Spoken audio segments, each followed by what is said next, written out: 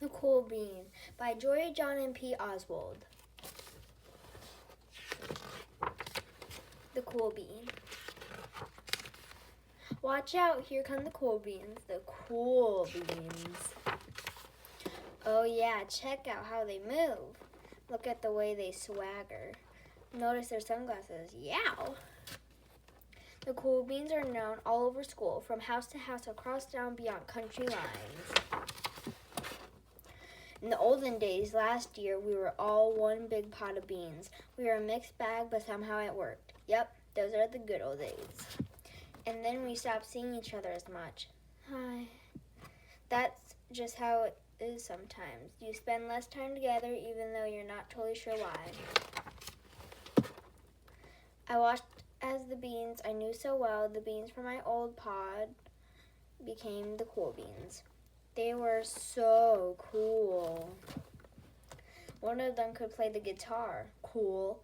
One of them could draw the best superheroes. Cool. One of them could jump higher than any bean I've ever known. Cool. Me? Well, I mostly stayed the same. Sure, I made some small changes. I wore sunglasses. Too big. I slicked my hair back. Too slick. I strutted around. Ow. I swaggered. Ooh. I still picked last for everything. My clothes never seemed to fit. I snorted when I laughed. Honk. I walked into stuff. Well, I was an uncool bean for sure. I started thinking of myself as just a common bean with no special skills. I couldn't compete, so I didn't even try. I'd never be a cool bean.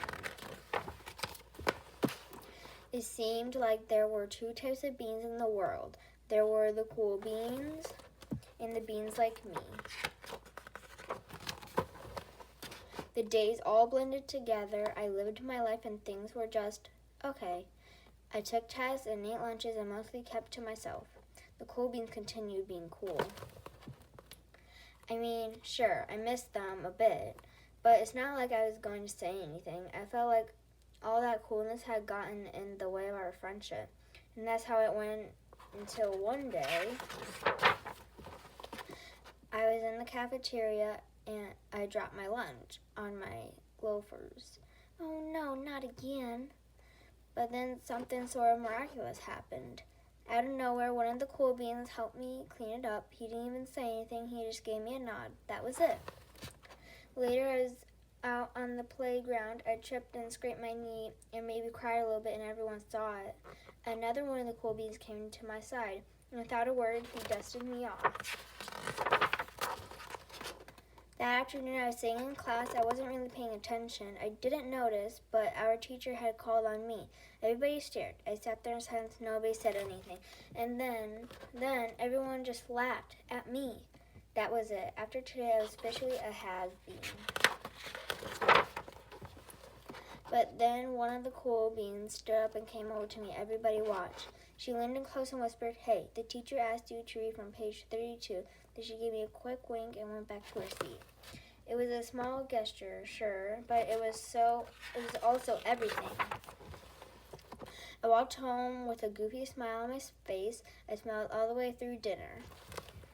That day made all the difference. It was a day that could have been really bad if not for the kindness of a few cool beans. It gave me a shred of confidence. That shred of confidence was continued to grow. Somebody had my back, or a few somebodies. After that, I started hanging out with the cool beans again. How have you been? Get it? How have you been? Not all the time, but sometimes. At lunch, after school, even on the weekends. Throughout all of this, I realized that it's not about how you look or any of that other silly stuff. It's about a wink or a nod or a smile at just the right moment.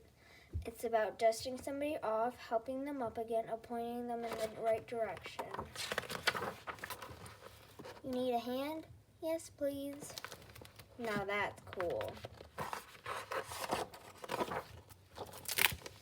The end.